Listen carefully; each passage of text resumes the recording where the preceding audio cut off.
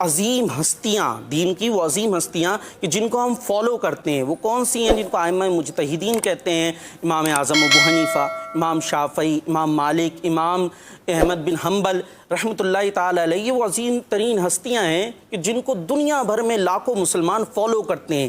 ان کا قول، ان کی بات دین میں حجت ہوتی ہے، ہم ان کی بات کو تسلیم کیا کرتے ہیں۔ اور کیوں دین میں حجت ہوا کرتی ہے؟ کیونکہ ان کی سچی وفاداری تھی آقا کریم علیہ الصلوۃ والسلام سے۔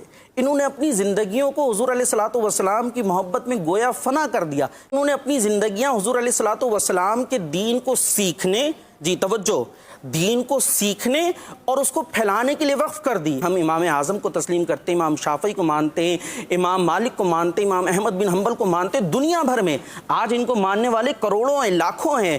کیوں؟ دین میں ان کا قول حجت کیوں ہے؟ کیوں تسلیم کیا جاتا ہے؟ ایسے ہی نہیں، وجہ کیا ہے؟ انہوں نے واقعی دین کو حقیقی معنوں میں سیکھا، قرآن کو پڑھا، سمجھا، اس کے بعد احادیث کو جانتے تھے، علم اصول حدیث کو جانتے تھے، علم معنی، علم بیان، علم بدیع، ایک یہ علوم کے بحر کے اندر انہوں نے غواصی کی ہے۔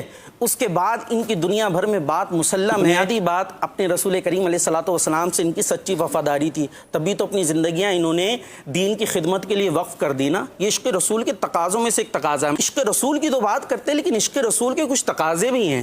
عشق ہم سے کچھ تقاضا کرتا ہے۔ جن عظیم ہستیوں کو آج ہم نے ذکر کر رہے ہیں، انہوں نے رسول کریم علیہ الصلوۃ والسلام سے سچا تعلق قائم کیا، اور سچا تعلق کیسے قائم کیا؟ ان کے دین کو سیکھا، اور سیکھنے کے بعد پھر دنیا بھر میں لوگوں کو سکھایا۔